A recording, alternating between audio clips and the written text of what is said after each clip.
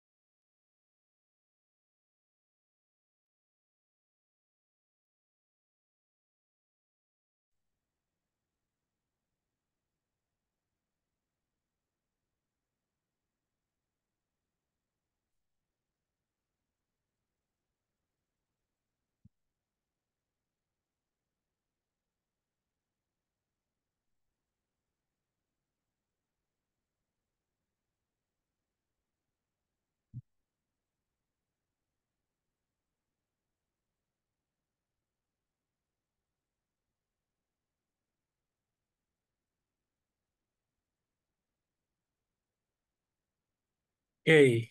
Hi everyone. Thanks for joining us.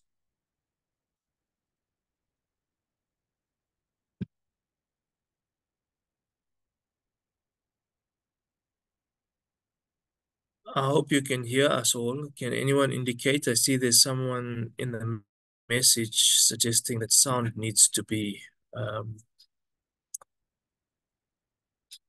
attended to. Can you all hear me? John, can you hear me?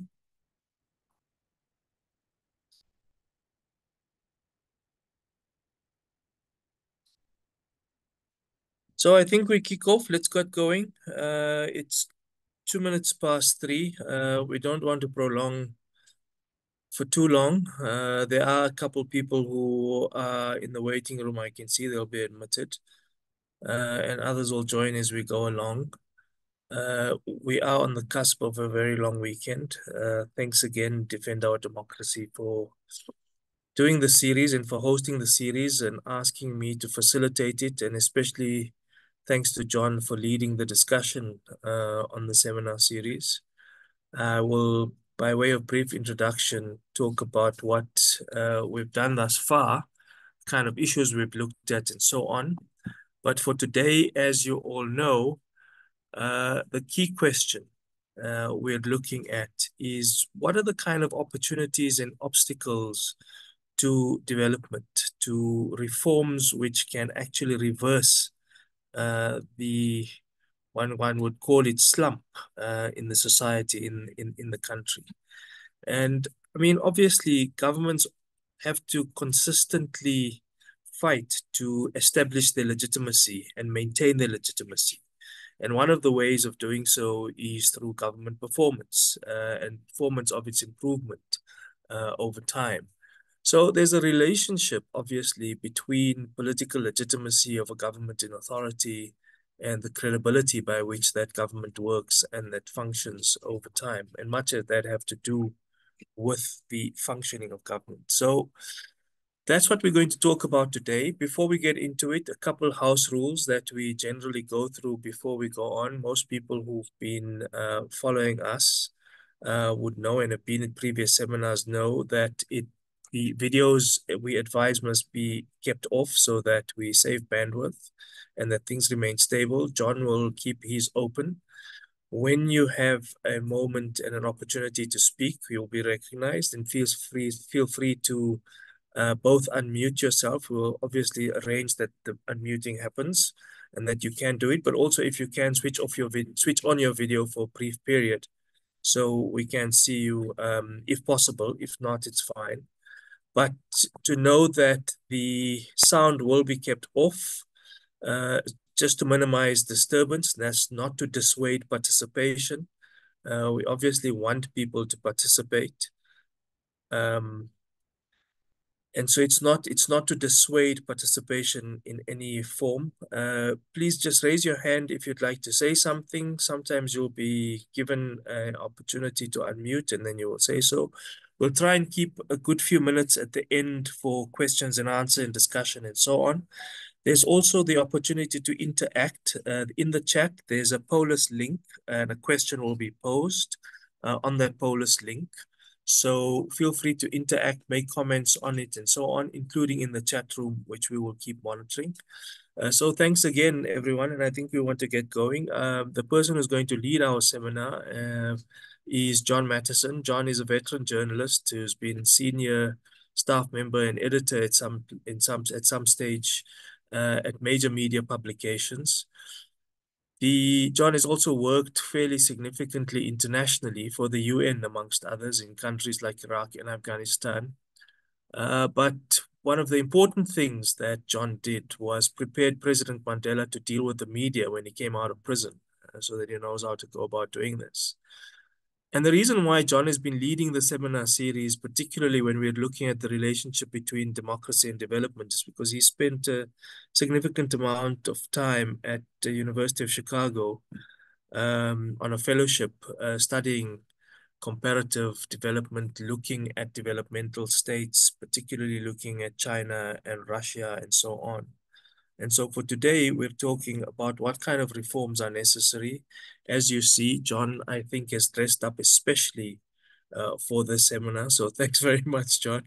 I'm afraid I didn't follow your good example, but I'm sure you're going to match the style with the substance. So over to you. You're muted, John.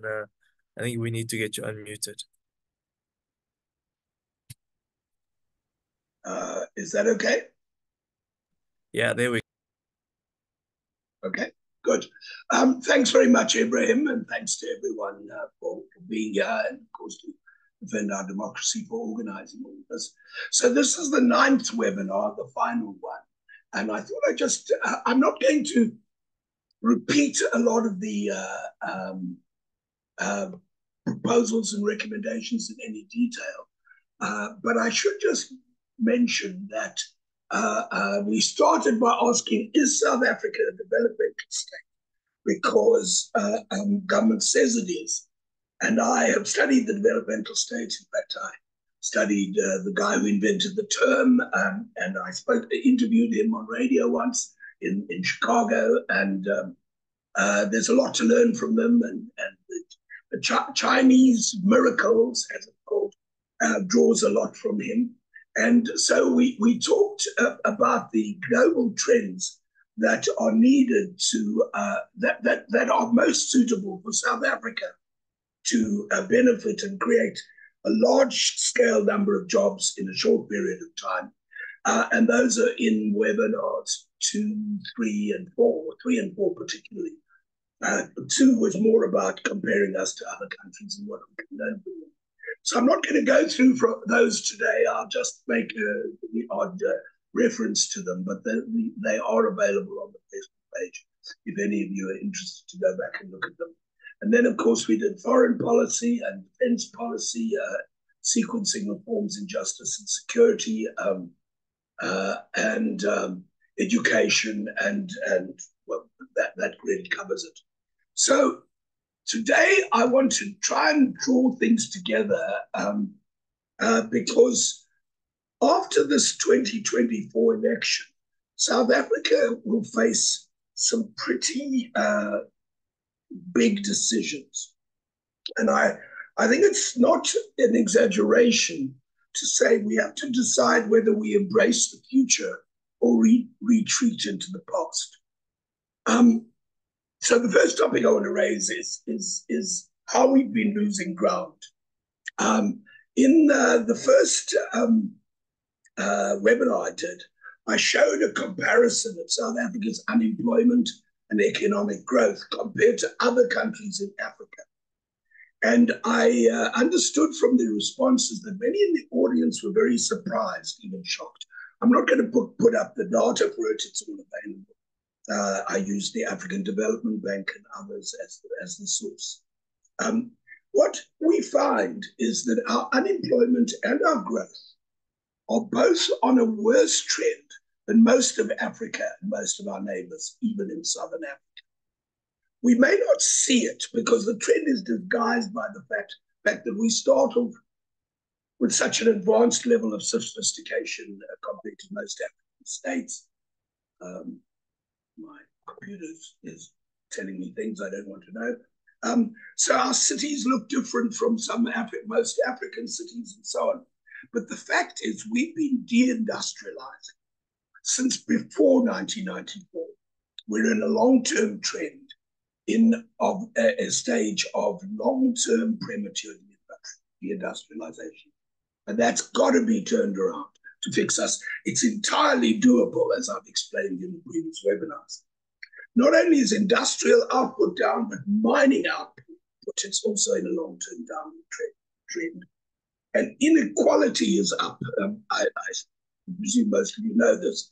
We know this from the Gini coefficient, which improved a bit under Mandela, then got worse and hasn't recovered. Obviously, these trends should tell us that we need to change how we think. Something is clearly wrong with the way that we respond to negative outcomes.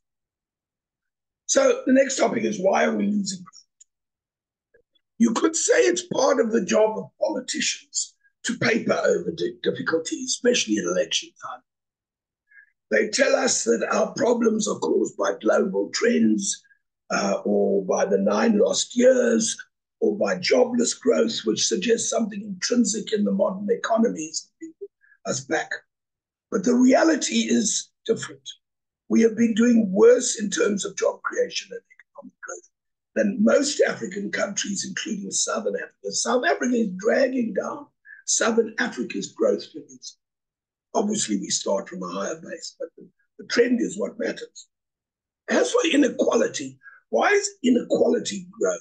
I don't think we've seen enough about this in the media and the popular debate and among politicians. Sometimes you can see why just from looking at government budgets. Sometimes it's visible in the policy, and often it's most clear in government's actual priorities on the ground when you get research studies that look at this.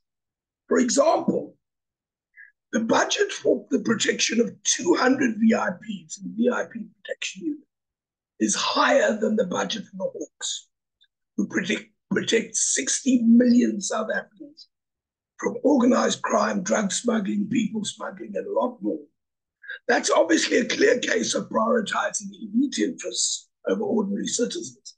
Couldn't be more blatant than that, really, could it? Now, we found the same in land resettlement.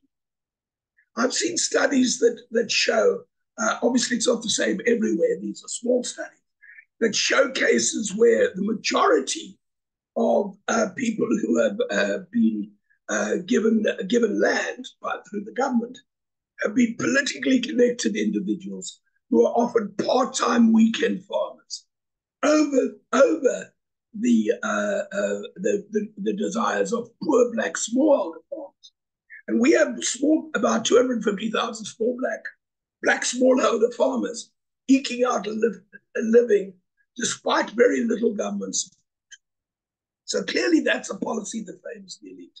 And the third one, which I mentioned a few weeks ago, was smart cities. You know, the government had a policy. We know we've got to get the information economy moving. Government talks about these things, ending the digital divide. And then the government came up with the idea of having smart cities. And the first one is around Lenasia, I believe. Initialed about 4 or 5 years ago, maybe even longer, but nothing's happened there. Now, nothing is probably going to happen, but they've committed resources and time and energy and policy had priorities to it. But the research shows that smart cities increase inequality. Now, I think the government made this decision probably innocently with the best will in the world, perhaps, but the fact is, and I think it's obvious once you state it, what South Africa needs to reduce inequality and to create jobs and opportunity is better Wi-Fi in the townships where people live, in nearby places where they can work. That's what you need, and there are plenty of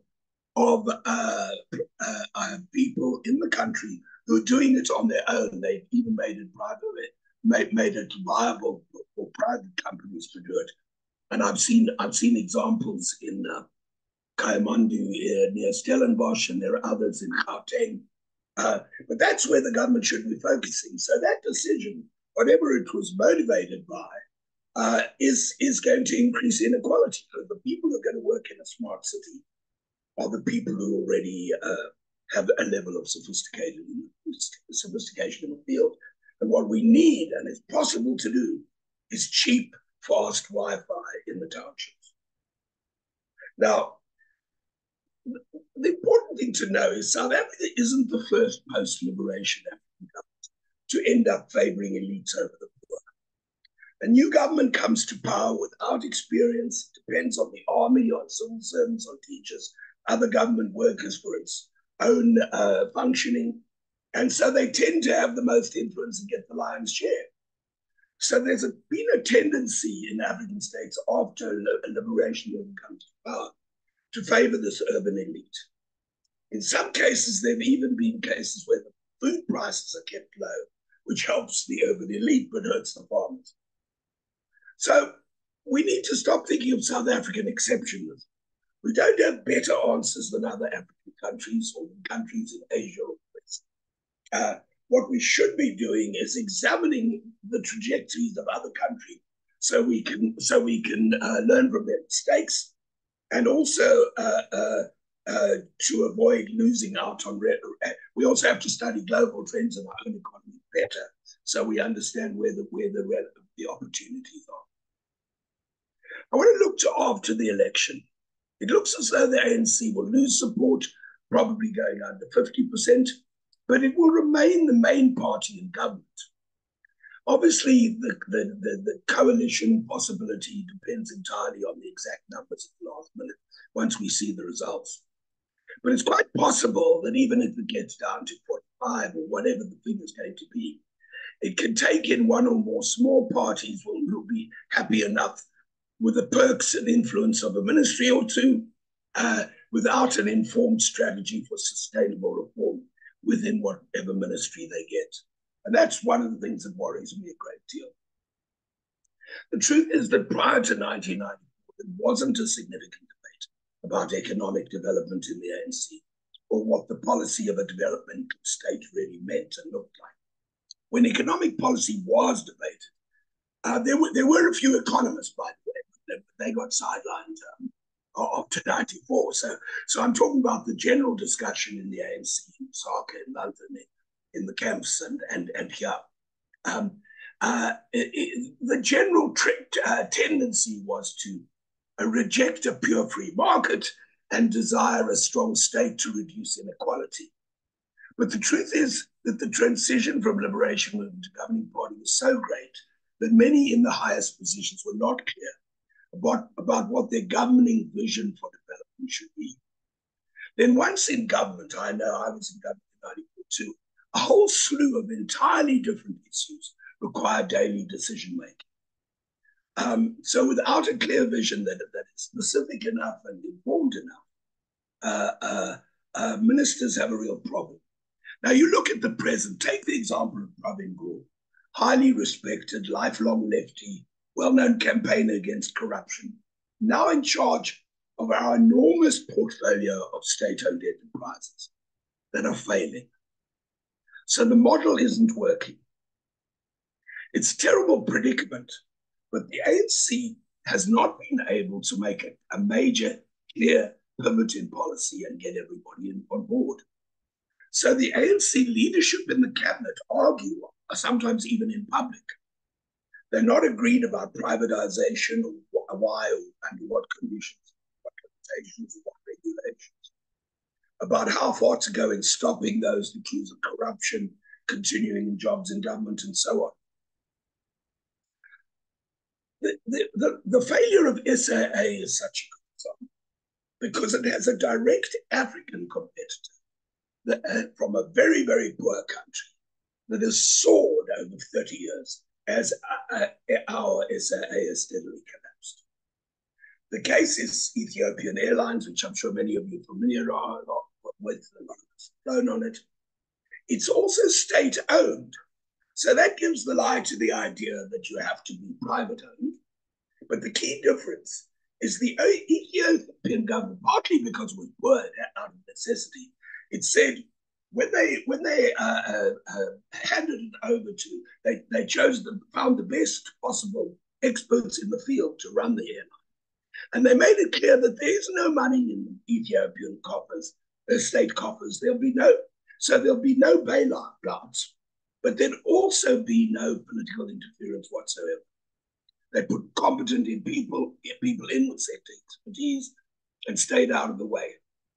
So the result is Ethiopian Airlines is going from a very small airline to a very big one, because its managers can be nimble, can make decisions, don't have to look over their shoulders, wait for decisions from someone in government. Now, do we have a vision for development? In theory, of course, we have the National Development Plan. That's our development vision. Well, let's look at it. The NDP's growth target was 5.4%. But in fact, since the NDP in 2012, the actual growth figure has been around 1%. That means that at 5.4%, we'd be growing quite fast. People's living standards would keep improving, and hundreds of thousands of new people would get jobs.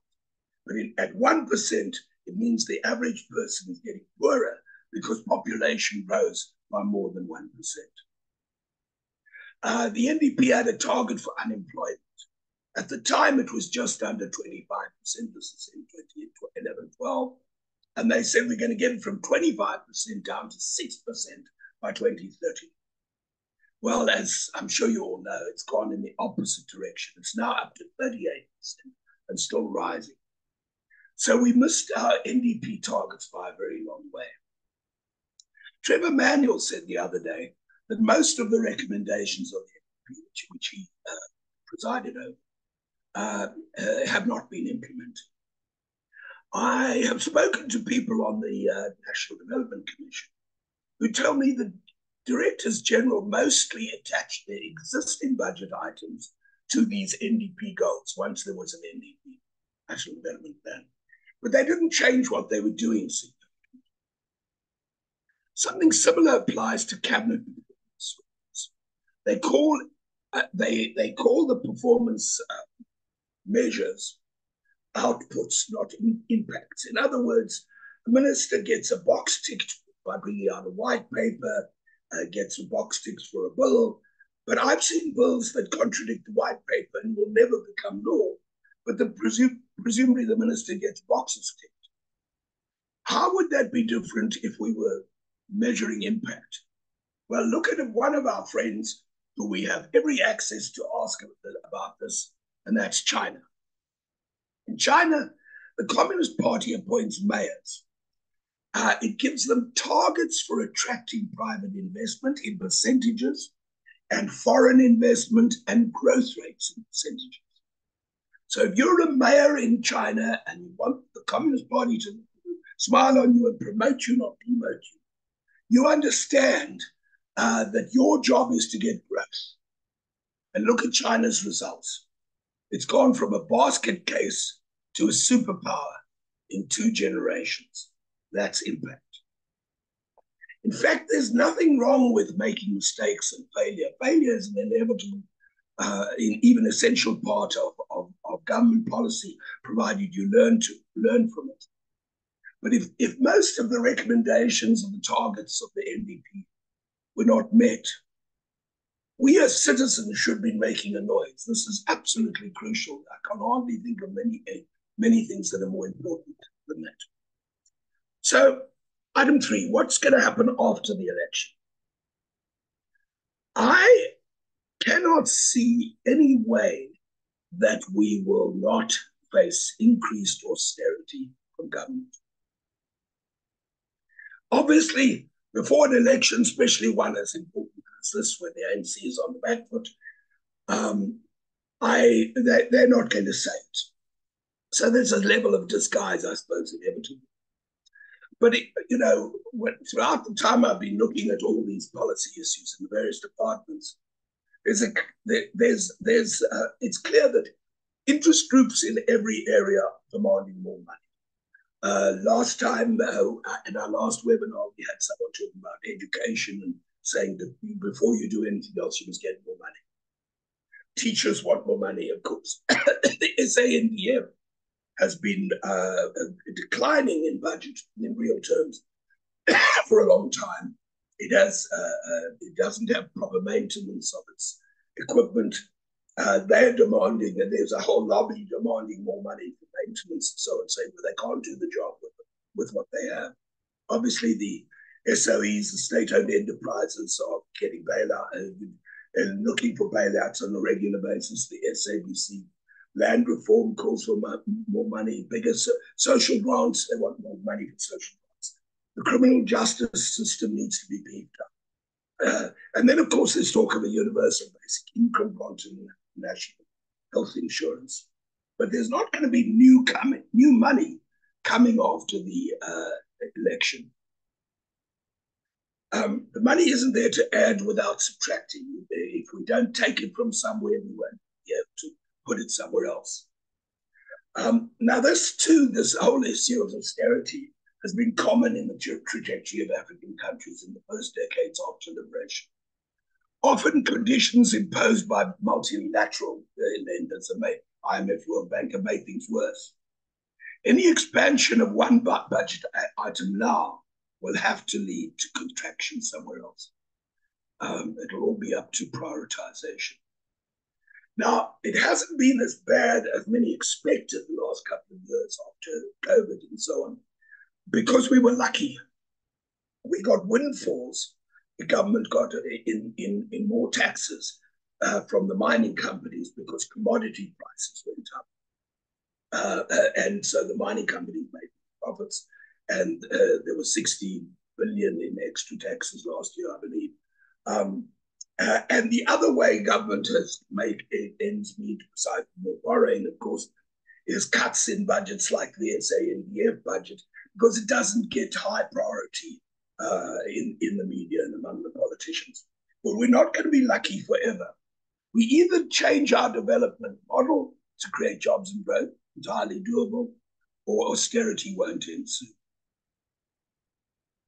So what will it take for South Africa to change for the better, to fix it? As a democracy with free speech, we have access to the best experience from around the world. This is not time to think we're unique. We need to keep learning.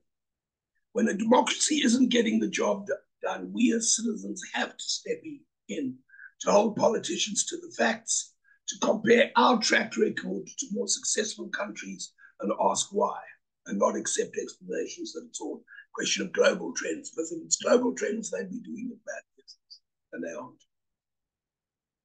There are African countries that have studied the lessons of Asia, particularly China and Japan, and found the right way to apply them. As a direct result of that process, of studying what China did and applying it to an African country, one African country achieved the fastest growth in the world consistently for 10 years from 2009 to 2019. It was not Rwanda, by the way, it was Ethiopia. There are others who have followed a similar trajectory, like Kenya, which is why Kenya is ahead of us in fintech and certain other related areas. Green energy too, funny enough. But that could be a special case. Now, the Western press often says, and I saw this when I was in Chicago, Chicago has the Chicago School of free marketeer economists, free market fundamentalists.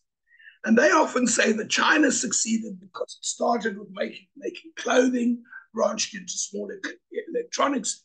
So people in South Africa say, we can't do that in South Africa because we have labor laws, etc. But that's a complete misunderstanding of the lessons from Asia. The lessons of Asia are to find the right sectors for your country and prioritize them.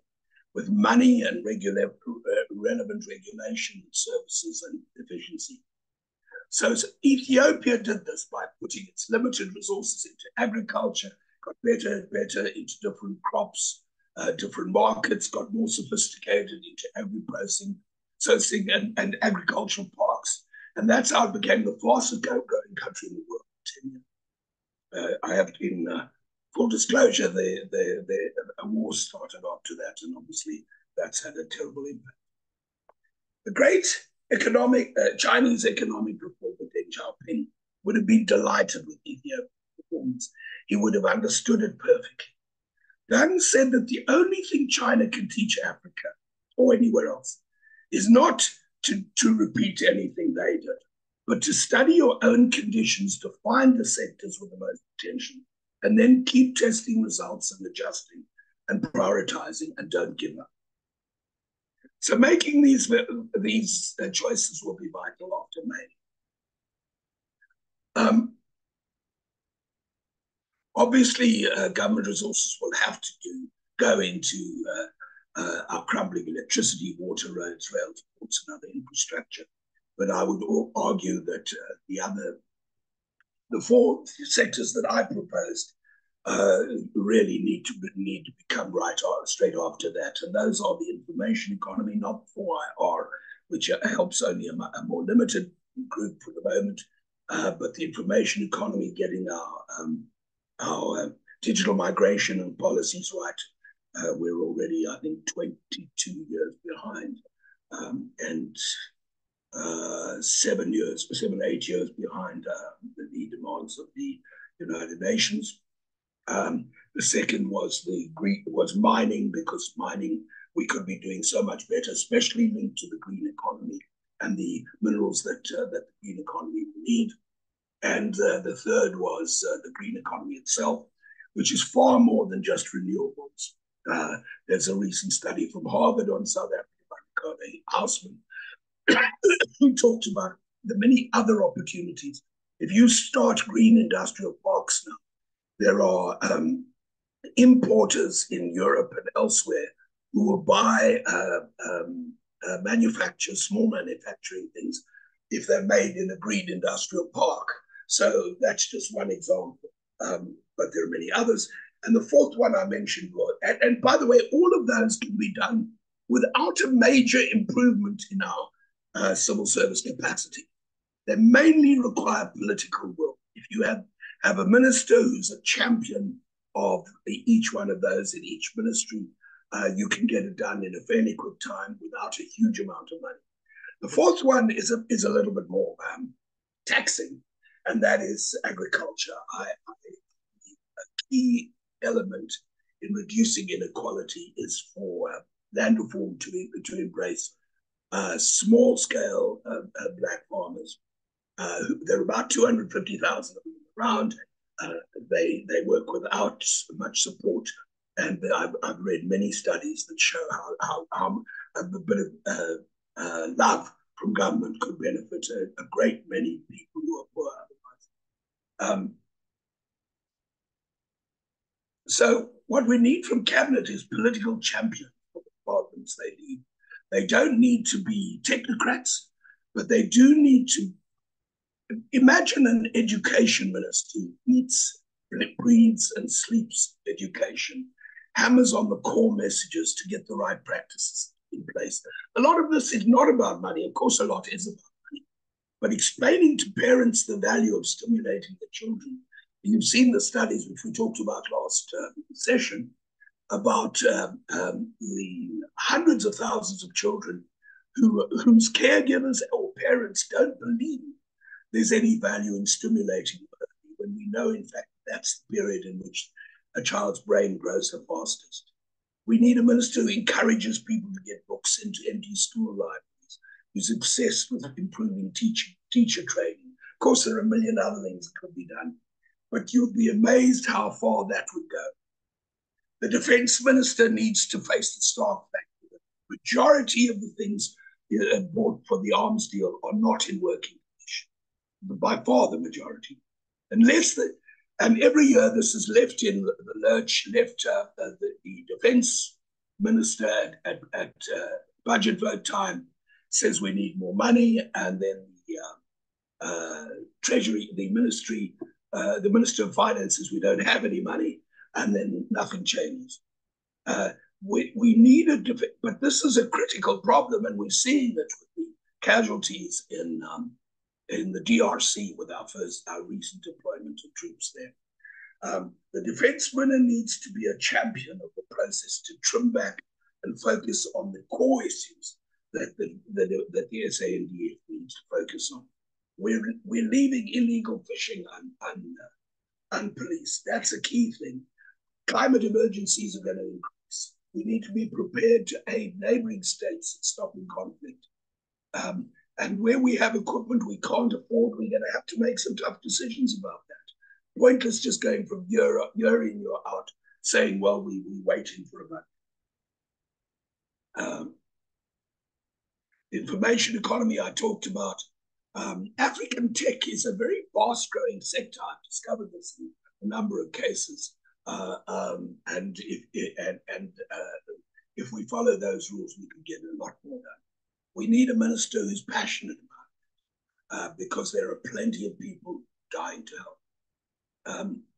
Of course, in electricity and energy, we need one minister, not three. We need a minister who sees the big picture, that the green economy is much bigger than just solar and wind farms, who sees the importance of getting the mines, the green economy, things like rare earths and manganese and the others, moving fast and overcoming all the obstacles, getting green industrial parks, updating electric car manufacturing, and making charging stations available, because that's where the future opportunities will lie. And if we don't, we could be in real trouble. And I'm going to say something more about that in a moment. So that means strictly evidence-based answers that rely on best experts in universities and businesses, and on the lessons of African states and anywhere else that has something to teach us.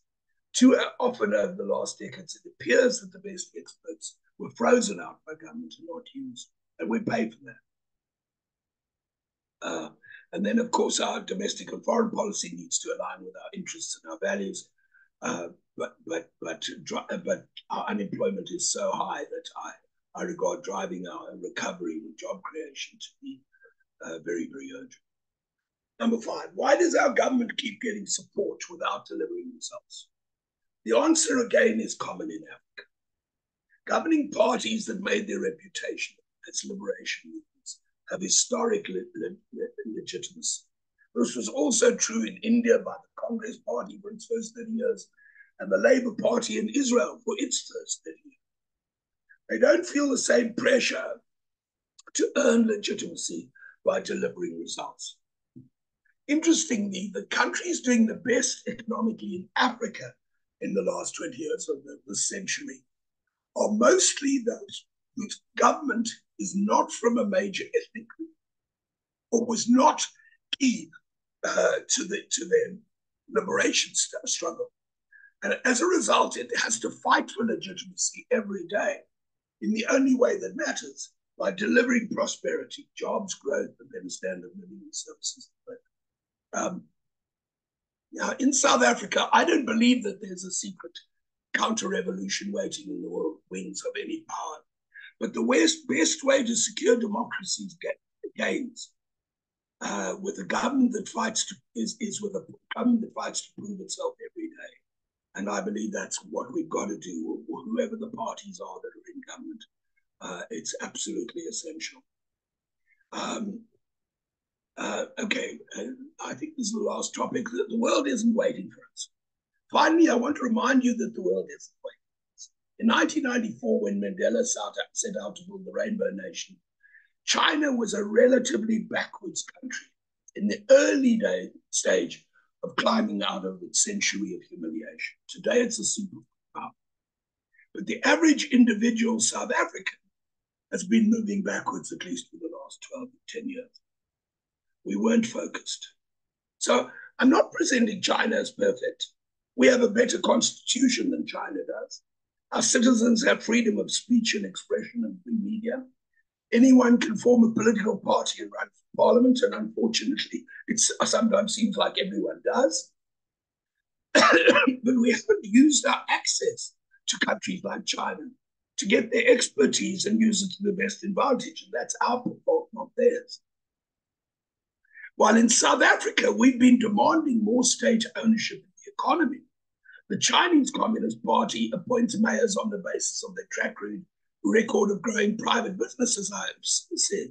So obviously, China has shown that the role of the state has been vital. And they've ignored the drumbeat from Washington for the state to get out of the way and leave everything to the free market. But they learned the lesson that the role of the state is not successful from its ownership of business, but from its skilled management of the best interests of its national economy. 20 years ago, when that precocious Pretoria boy Elon Musk came knocking on their door asking to use Chinese workers to make Tesla cars, he makes all sorts of demands China had never agreed to, but they saw the point. They tore up their rules and welcomed him. They gave him a 16-course gala dinner. He brought other American companies into China to make component parts for his Tesla cars, including battery makers. Today, China has all Tesla's secrets. It makes and sells more of its own electric cars than Musk does at lower prices. That's how China became a superpower. China is geared up to produce enough electric vehicles now in the future to meet the entire world market. So what will happen to our car industry? Electric cars may not work out as China hopes, but whatever happens, we are not ready. Musk's story has many lessons for us about the world we're going into. It's my impression that he's not a very nice human being. You may not want your daughter to marry him, but we kept Musk out of South Africa when he wanted to bring cheap, fast Wi-Fi through Skylink, while our Wi-Fi connection is worse than some of our neighbors, slower and more expensive. Musk's business dealings tell us a lot about the shifting balances of power in the world. China has taken its secrets and makes electric cars in the US, while in the US, his space technology for SpaceX contains many of America's most valuable secrets of the Pentagon. Is a key factor in America's defense industry. In Ukraine, his technology was critical to the early battlefield victory. The rise of Tesla and SpaceX were fueled by massive US government grants and loans and support and contracts. His ownership of Twitter makes many countries nervous. Where do his loyalties really lie? These are problems governments need to confront. It's what we do too. But his enterprises show how technology and the national security of countries are intertwined, and how our countries need to be on the ball to take advantage of opportunities while protecting themselves against new kinds of harm. We have to grow our jobs, build new industries, while also being entirely responsible for protecting our sovereignty. We can't lean on other countries, including China. China naturally puts China first, as we must put South Africa first. The rest of the world, as you know, is in some turmoil. Europe is in trouble economically. Besides the war in Ukraine, most European nations are struggling economically while facing the decision to relaunch what could become an arms race, despite their bleak economy. India has a bright future, seems to have a bright future, though it seems to have discarded some of the principles of Mahatma Gandhi, who was determined to respect Muslims and Hindus equally. But India continues to grow fast, even as China may be slowing down. In Africa, there are serious conflicts that get into attention. Among the biggest are Sudan and the Democratic Congo. But West Africa has seen a string of military coups that rejected the yoke of French influence while throwing out democratically elected governments and bringing in Russian interests, which I believe they'll live to regret. ECOWAS, the West African Regional Bloc, which I didn't support for many years ago, is in tatters. America isn't standing still either. In America, after decades under the spell of Ronald Reagan, whose famous line was, "One of the 9 most dangerous words in the English language, I'm from the government and I'm here to help." America no longer believes that. Donald Trump first rejected that Reagan idea of free trade to bring in protectionism against China, but he did it clumsily, as he does most things. But the team around Joe Biden have systematically institutionalized a massively expanded role for government in the economy. America won't be able to tell countries to abandon government roles anymore. Biden passed a massive program that is rebuilding infrastructure. After decades of neglect, it was sparked after Reagan cut taxes, so there was no money left for roads and bridges and airports. Biden's imposed a 25% tariff on Chinese electric cars, incentivized a massive movement into the green economy, hundreds of billions, and placed an equally heavy bet on building America's microchip industry to help halt America's own deindustrialization trend and also to fight China. America's economy is currently booming. So the world isn't standing still. And to face this changing world, we need to embrace the future, or we will inevitably retreat into the past and continue to decline. In Southern Africa, we'll have our hands full. Mozambique conflict is reviving, even though we've moved out our troops out. To be ready, we need cabinet ministers and other leaders who are champions of their sectoral interests based on a broad vision, a grasp of the rapidly changing world of shifting alliances, leapfrogging technology, and the incessant uncertainty brought by the end of the post-World War II world, as well as the rapidly changing climate even down in Southern Africa. It doesn't matter if you call this the developmental state or a caring government or a government that supports the private sector to be responsible. We need to get it done. Our neighbors need us to get it done. But we have a duty to ourselves and to them to get our act together and be ready. Thank you.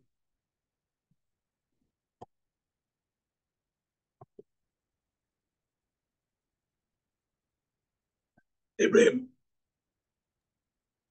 Thanks, John. Thanks. There's a couple comments on the questions of prioritization and so on. And I'll come to each of them. I don't know. I'll give people an opportunity to speak. But John, the one was a prioritization of a policy area. What about tourism and ecotourism? Do we perhaps have space to do that, and how likely might that contribute? The other is looking at the question of bandwidth. You've covered it. You spoke about the cost of data, the slow speed of our data compared to some of our neighbors, and is free data a potential from Nicholas King, and then Felicity van Vieren was asking about tourism and ecotourism. So if the two of them don't mind, they're able to unmute and just make a short contribution, feel free to do so. There's two other interesting comments which I'll come to from Ismail Ekwaya and Gauta Komane. So we can come to those a bit later, but I just wanted to also alert people that some of the issues that are being asked about now, particularly about tourism, ecotourism, those are covered in previous seminars, one which dealt with the kind of 4 policy reforms which are absolutely vital and the areas in which those reforms are necessary. So it's worth going to look at some of those recordings. They're all available online. But John, if you want to take over just in response to those two questions, and if they're able to unmute and say something, that'll be great. Should I go ahead? Yeah. Yeah. Yes, I've seen a bunch of very interesting questions. Look, my list of 4 is obviously arbitrary, based on the fact that they have a very great possibility. I think you're absolutely right about tourism and ecotourism. There's great potential, and as you know, it has great potential to hire unskilled or semi-skilled workers and high numbers. And I live in Franschhoek, so the tourism is really back roaring here. So I completely agree with you. I just didn't mention it because you've got to keep it limited. But there are other issues that I haven't mentioned, and any one of those that you can get right, I'd be for. The second question was about. I see that Garth Rapier asks a question which links to that. He said, "Why have our developmental states' ambitions delivered so little?" And he refers to the Industrial Policy Action Plan, IPAP, and that's from DTI. I think there's one, thanks for the question, Garth. I think there's one big reason for it, and that is that the biggest areas for growth, well, first of all, we don't have a unified government where everyone works on the same page and supports each other, and there's strict joint cabinet responsibility. But for me, the biggest reason is that the areas where big growth potential exists are actually not under DTI. And IPAP, the policy you mentioned, comes under the Trade and Industry Ministry. The biggest growth potential is in communications, in mining, in energy and the green economy, and then I would argue agriculture. And in our system, none of them fall under DTI. So I think DTI has a relatively small budget, and the issues they're raising, I mean, you know that the information economy, which I've been talking about ever since I was a regulator in the 90s under Madiba, the information economy creates hundreds of thousands of jobs, and it had been held back by the lack of digital migration. And in the last few years, there have been various government and private initiatives to get around government's inactivity. And the result has been that in the last few years, the information economy has delivered far more jobs even than the motor car manufacturing has done, which we give so much attention to. So my point is, if you want really rapid growth and rapid job creation, of course, I value what IPAP is about and what the DTI are doing, but I would focus heavily on communications, on mining, on electricity and energy, and on agriculture. And I think you'll get the biggest bang for the buck there. And I wouldn't rule out tourism. I'm not sure what the exact figures are, but obviously tourism is a great sector for creating jobs. What were the other questions? Oh, it was asked about free data. There are many opportunities for that. I haven't looked at the details of it lately, but I know government, in theory, is supposed to have free data at public buildings, but it doesn't seem to be working out. You've got to be very aggressive. I'll tell you something else, and this comes back to this issue of austerity and choosing where to put your budgets. In 1994, we went into government. In fact, we went in slightly ahead of Madiba and the president. We were chosen at CODESA. And we found, and they were setting up various institutions. There was something called USA, the Universal Service Agency. It's now called USASA, and others. And later on, they started something called NIMISA. But these bodies were supposed to do this job, and they didn't do it, but they do other things. They are involved in procurement and digital migration and set-top boxes and so on. The truth is, we haven't been rigorous in looking at them. You didn't do the job. Why do you still exist? Because in our state, legitimacy comes from being in the liberation movement. And so if you're in the liberation movement and you're on the bodies, they just have had no incentive to close them down or change the money, to use the money in places where it would be more valuable. So free data is a real possibility. It should be a goal to expand more and more throughout the country, starting with public service buildings. But you've got to have the commitment of the minister and the DG and the government. And until you have that, and to use increasingly scarce resources where they will get you the biggest bang for the buck. There's a couple other comments. I'm going to ask Ismail Ekwaya to kind of unmute himself, Oh, sure. and Gauta Kumane also, if they are able. But while they're doing that, or while we're waiting for the two of them to do that, you said something, you snuck in something there, John. It wasn't naughty, it was an obvious point that we've got this National Development Plan. And I wanted to ask you, do you think the National Development Plan is actually a development plan? I mean, Botswana seemed to work very well. Malawi's had a development plan for 30 years. And their treasury, I think, is still run by officials from other countries, frankly speaking, from big donor countries. So, I mean, is it a development plan? Or is it just a kind of vision document? Well, I guess it's sort of, I wouldn't say it's not a development plan. It's a very broad brush. A lot of it is quite vague. For instance, it says things like we must professionalize the regulator.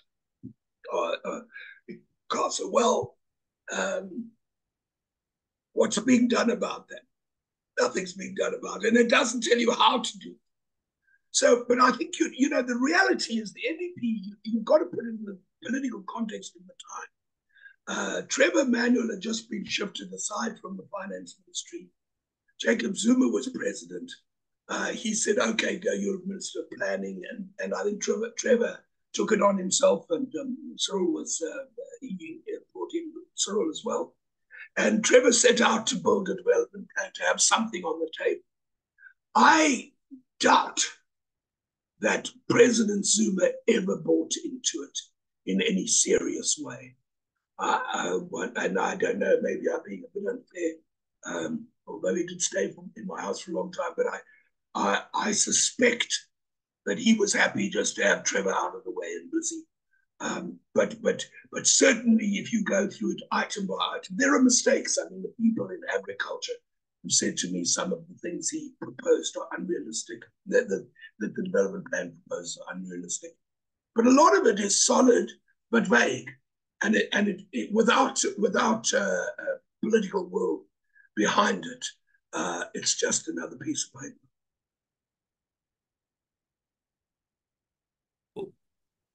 All right, thanks, John. Garth, I know you have a rejoinder. I'll come to you in a moment. But I wanted to ask, I mean, Ismail's got a patchy Wi-Fi connection, but I mean, the broad point that Ismail's making, John, is that for all of the things you're saying, all very well, fantastic, but they can't happen if you're in the absence of a professional civil service, a professional public service, particularly one which is insulated from political interference, right? That's a precondition. I mean, what's the chances of that? Is that an absolute precondition, an absolute vital necessity without which any of the things you're saying can't be done? Literally. Thank you for that, Ismail. I mean, I think this is of course, professional and an honourable civil service is essential. But I have tended to focus on things that can be done realistically with a small. You've got to have a few people at the top that are honourable and that are driven by political will and not blocked at anywhere at the top. But the things I proposed, something like information economy, sorting out digital migration, that's been blocked because we've had 13 ministers of communication in 13 years, something like that. So it's a ridiculously high number. Well, that means nothing is going to get done. But if you had someone put in there for 5 years and really determined to get it right, not just do it, tick a box, but get it right, you don't need a huge amount of resources.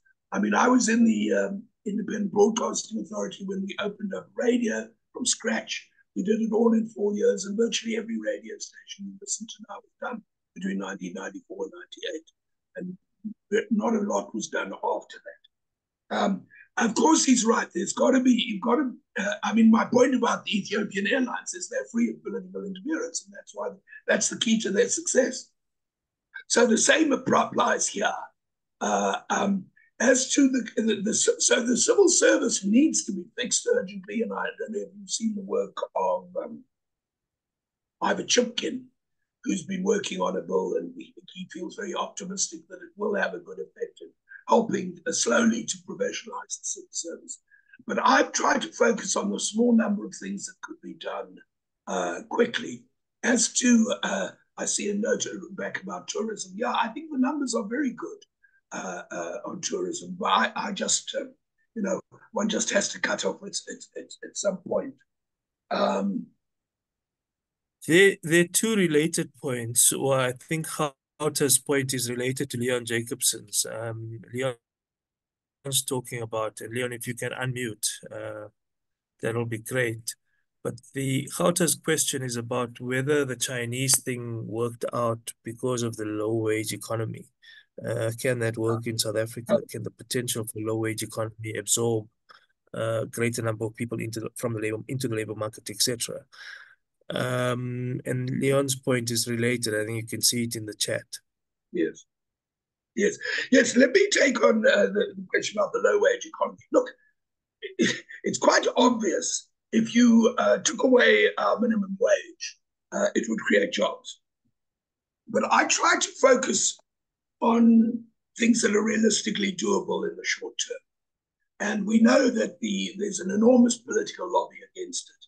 I think you could make exceptions. For instance, in KZN, there are a couple of towns where they've got agreement with the unions to have a sort of tiered system to lower wages and so on. And it's worked quite well. I think Ladysmith and Newcastle area, and they've got the textile industry that going that way. So low wages are clearly will create jobs. As I say, I haven't focused on it just because, in a sense, I feel like it's above my pay grade. You're going to get politicians and unions that are going to block it, and then you get stuck with that. But my point is still that you can do it. I'm struggling here. But my point is that you can do an enormous amount that doesn't require you to tear up all our rules. Of course, many of our rules, the Labour Relations Act needs to be rewritten. I mean, one of the worst things I experienced with the Labour Relations Act was in the IBA when I was in government with them. A couple of years of it's being passed. I realized that the Labour Relations Act was intended to benefit ordinary blue-collar workers, but it never excluded senior executives. And so I have seen on a number of occasions, unfortunately firsthand, that senior executives who violate, do all sorts of things wrong, are able to get protection from the LRA in circumstances where it seemed completely inappropriate. So we need a major review of all these things. But I don't want to get us stuck and say, no, we can't do anything until then. Now, Leon Jacobson's point about weak institution, that we have too many restricted laws. Again, of course we do. I talked in other talks and in my book, Cyril's Choices, about mining. I mean, the change of rules, the fact that the policy, the ministers were changed every couple of years, and policies were changed every couple of years. That's catastrophic. Just imagine, it's so obvious. If you're someone investing in a mine, you're putting $1 billion into a hole in the ground. You need to know that the rules won't change for 30 years because that's how long it takes you to get the profit you're looking for.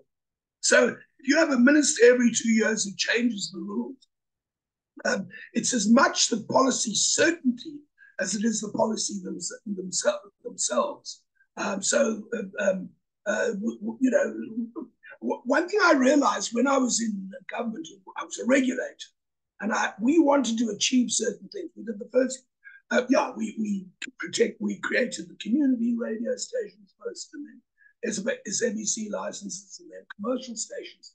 But what I realized is there's always a danger that you set certain key aims. You want this. We said for radio, for commercial radio, we said we have only two requirements. One is you must do news, and we described it, but it is news of your own choice, a certain amount of time per day. You do it however you like, as long as it's proper news. And the second was a minimum local content.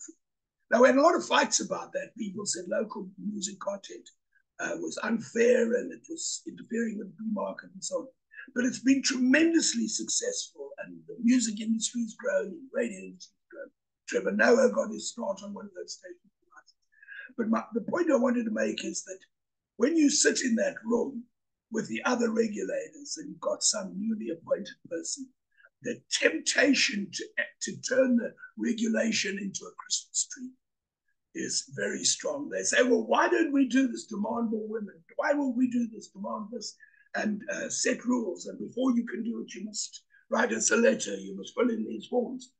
And at that stage, we were able to resist it, choose the things that were public interest, importance, and not turn it into a Christmas tree. And that formula has worked very well.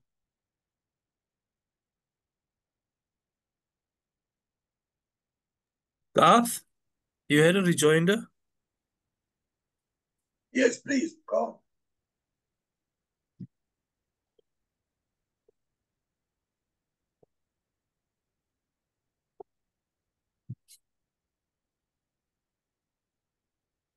Garth, are you having difficulty unmuting? I don't want to switch on my camera because I think it's affecting the bandwidth, but Garth, you still there? Can we allow Garth? Yeah, there we go. Can you hear me now? Yes, there we go. Yeah, thank you so much. John, I just want to just come back to a very good response. And, I think the great value of the different iterations of the Industrial Policy Action Plan is that right from the beginning, they identify what are called the supply side constraints, economic growth, particularly the structural distortions in the economy. Those include things like the low skills base, what you mentioned, the failing logistics and logistics infrastructure in rail and port, energy crisis now, highly monopolistic pricing inputs, the high cost and allocation of capital, as well as exchange rate volatility. And now we have gray listing, right? So it seems to me, John, that if we do not address those structural distortions in the economy, what you rightfully identify as the growth goals going forward in the economy will not happen unless you address those structural distortions in the economy as the sine qua non future economic growth and development. What do you think?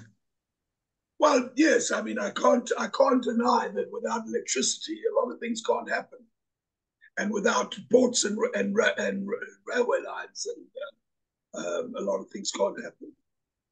I mean, it's also true without a proper security criminal justice system. It's an enormous impediment. We've talked about those differently. I didn't want to repeat myself. All of these things need to happen. But obviously we need a government that starts somewhere and does. What surprised me about Cyril, because I was always a fan of his and I really wanted to see him president. And what surprised me is that he can't point to one thing that he's really fixed. I thought he could have fixed digital migration because he should know a lot about it because he was the chairman of MTN. And they would have discussed the board meetings, I'm sure. And that would have created hundreds of thousands of jobs. We know that for sure.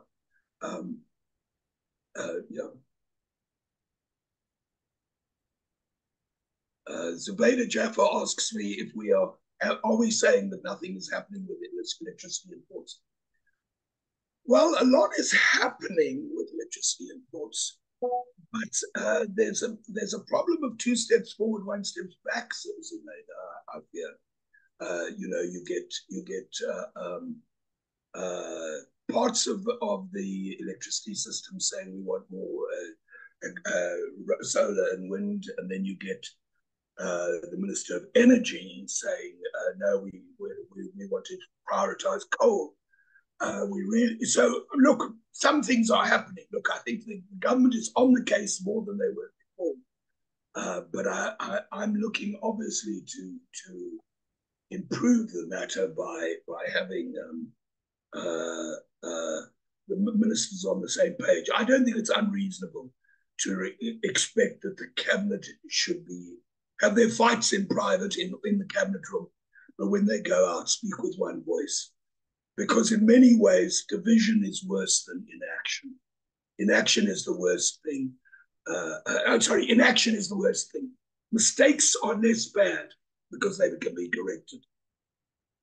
But when you have stop-start, you put people off.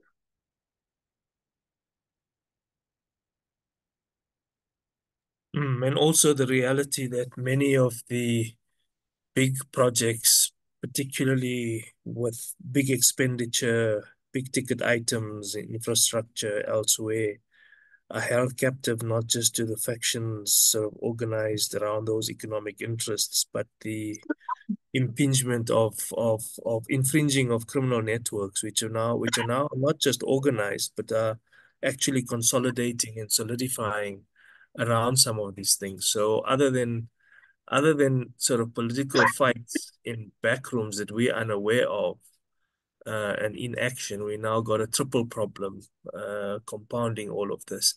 I'm sorry, you've just raised something I wanted to follow up on. When you look at government policy and ANC documents, and you look at the politics of it, procurement features very, very prominently. There's always someone saying, we're going to get development through procurement.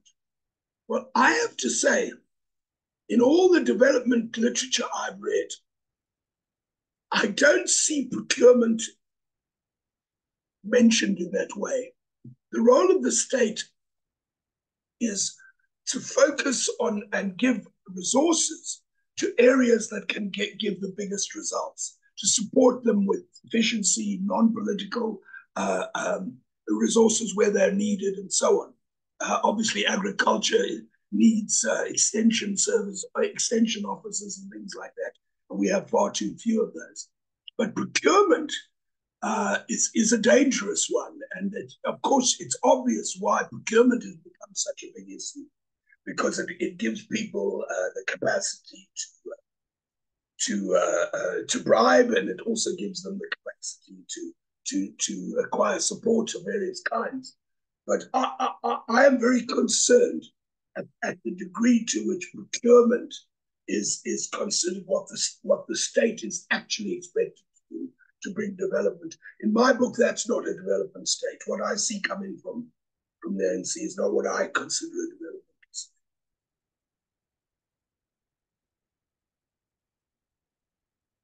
Zubeida, you want to have a bite at rebutting John, if at all?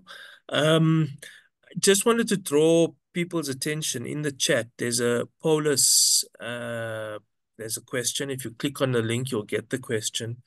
And you can vote on the question, you can make comments on the question, you can comment on the question and formulate a new, not a question, but a new kind of response to the question, or an alternative to the question, so to speak. So that's pretty interesting. It will help the folk at Defend Our Democracy to crystallize that, and so on. And just to alert people that this is the 9th in this series of seminars. The other 8 are all available online as a recording, and they range on everything from kind of what are the reforms which are necessary to fast track development in the society. We started off by asking whether we're actually a developmental state, and the question I asked John a little bit earlier about the National Development Plan, we looked then at why it kind of failed in some of its targets.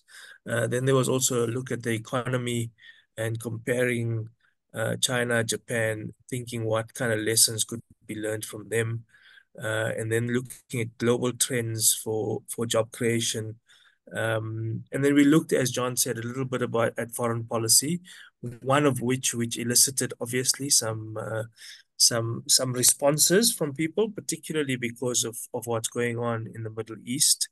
And then we looked at reforming and what kind of reforms are required in the security and justice cluster and all of that.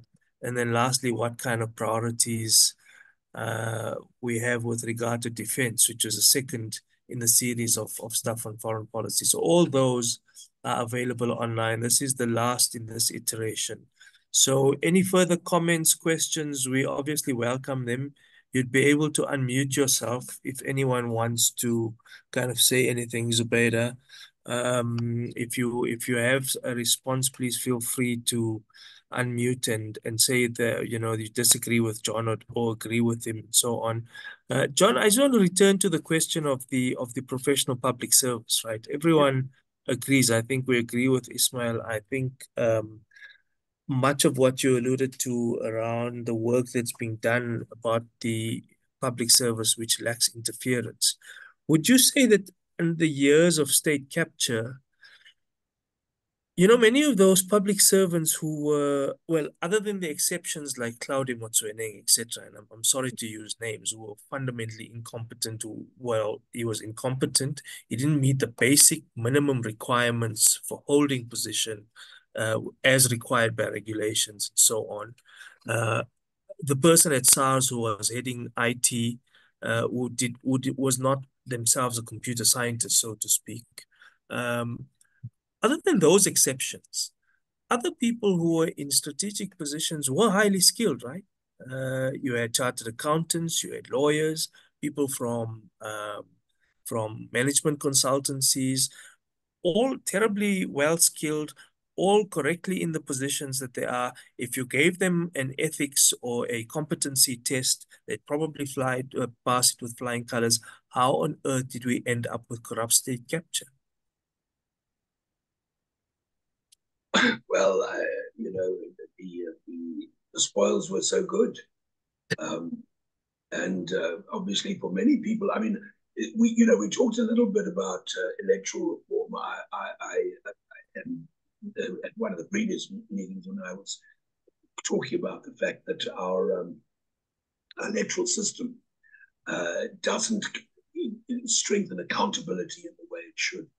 And many people, when you come into parliament or somewhere, and you come from really poor circumstances, you realize you're only there for a finite time, and so that fuels it.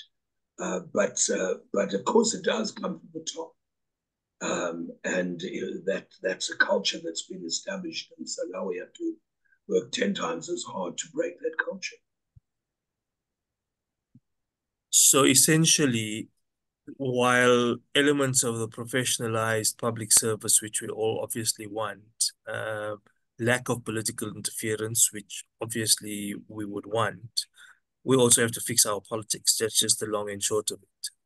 You can't say we'll continue with the bad, malevolent politics that we have, but hopefully a professional public service will counter a balance, will be the countervailing force to that. Yeah, look, I think that's a long process. Obviously, it's an essential process. And, I think I spoke in previous time about Japan, which was the first Asian miracle country. And it's extraordinary. If you're in the civil service in Japan, especially in the rapid growth period, you were a star. In Japan, there were many novels written where the hero was a civil servant, and they were well educated, and one can talk more about that. But what you want to build in development policy, there's something called embedded autonomy. That's right. That's right. Embedded autonomy. And what they mean by that, the developmental state will work best if you have people in government who know what it's like in business, and people in business who know what it's like in government. So that and sometimes it's because they went to the same university in Japan. It's the Tokyo University Law School that a lot of them go, the elite go to. But they have a program where if you're in the civil service, they'll put you in a business for a couple of years and bring you back. And the result the intention is that you know what it's like from both sides. And the point they make with China, in Japan, especially with the guy who invented the term developmental state, Chalmers Johnson, was that there were periods where Japan experimented and it failed for the same reason each time, the two times they talk about it. The first was when the state was so powerful, and I think that's what we're coming out of now. The state has been so powerful that when they meet business, they issue instructions. And when Japan did that, it failed because, and then there was a period where the private sector was so powerful. And this, for me, is very important for us to keep as something to bear in mind. When the private sector lords it over the state and tells them what to do, it's also not ideal because the private sector has its own interests. It's not always the same as the public interest. And so Chalmers Johnson concluded that the developmental state is most successful, you get the biggest good results, is when you have both of roughly equal power. So the state and the private sector meet and they engage, and you get what they call market-conforming public policy. And in South Africa, I think there have been examples where the state says, you will do X, like they said to the mining sector, you will do beneficiation. But it's never happened. And I have some theories about why. But what you need is a state and a private sector that listen to each other, that accept that some things that the state may want are unachievable by the private sector, and some things that the private sector may want go against the public interest and will be stopped.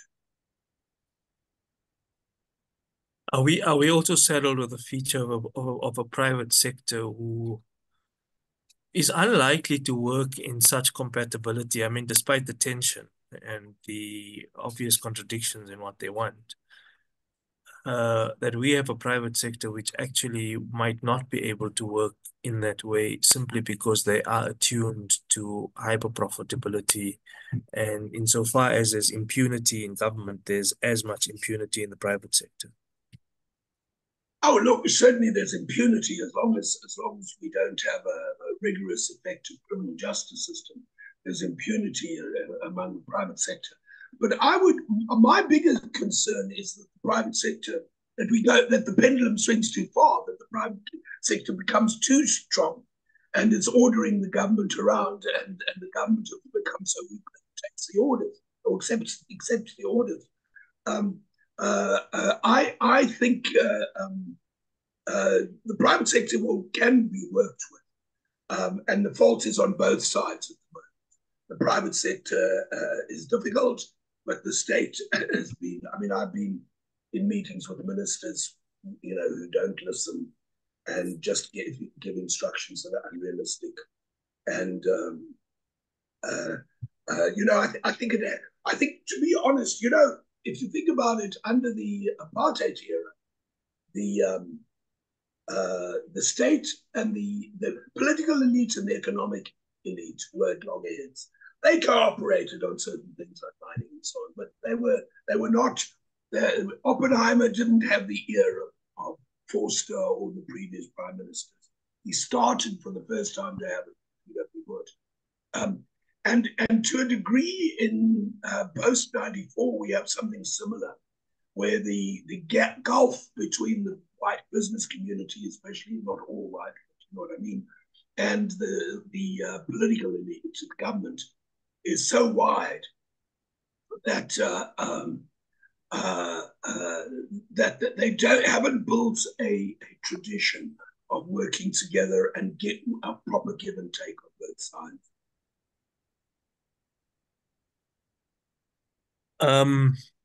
Leon Jacobson, I see you have a comment. I can't quite read the thing properly, and no, because my thing is static or not. I mean, like I said, we'd like to encourage participation and input. So if you kindly unmute yourself and make the comment. I don't know, John, if you can read the comment.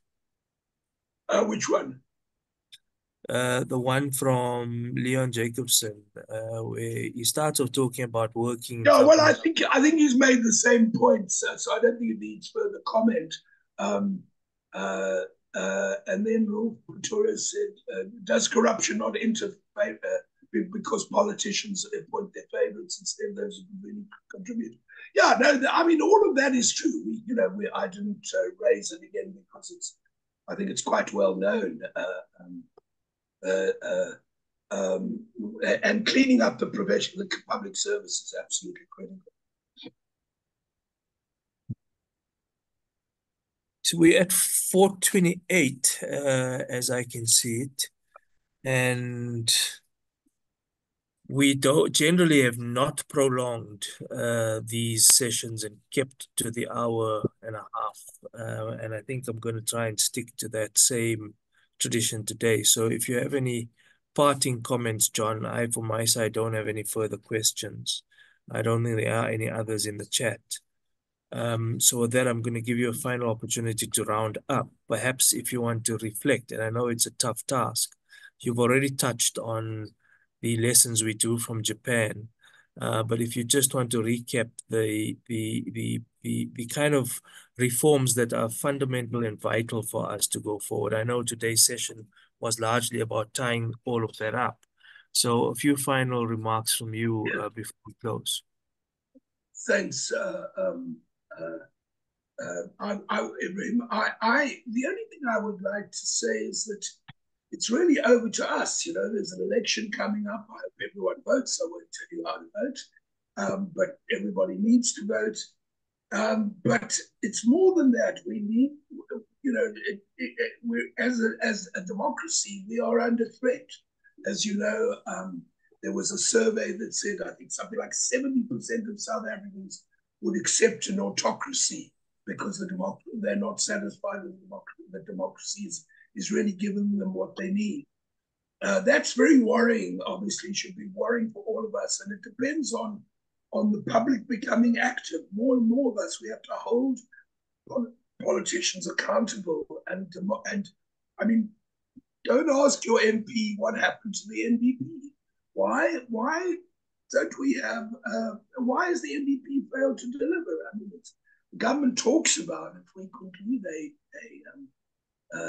They talk as if it's the development plan of the government, and yet so much of it has never been implemented.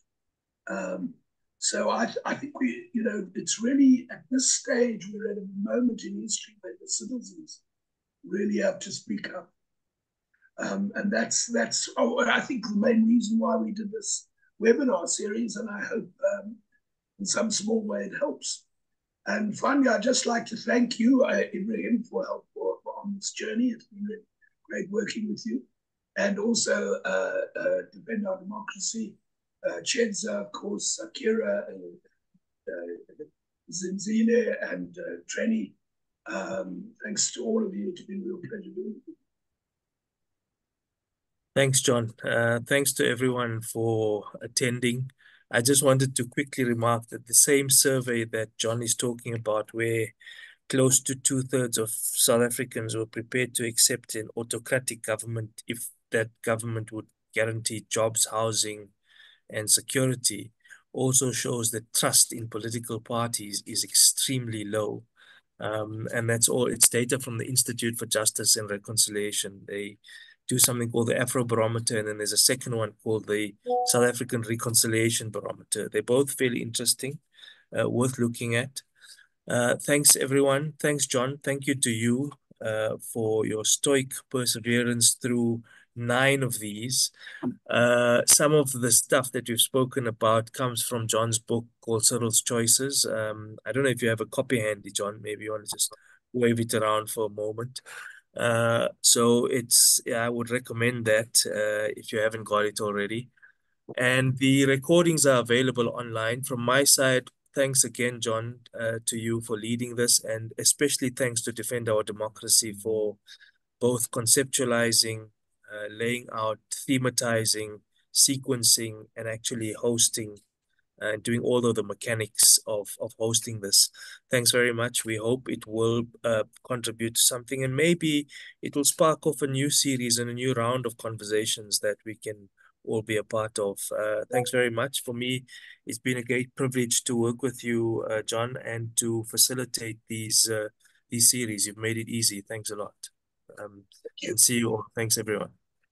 Thanks to everyone.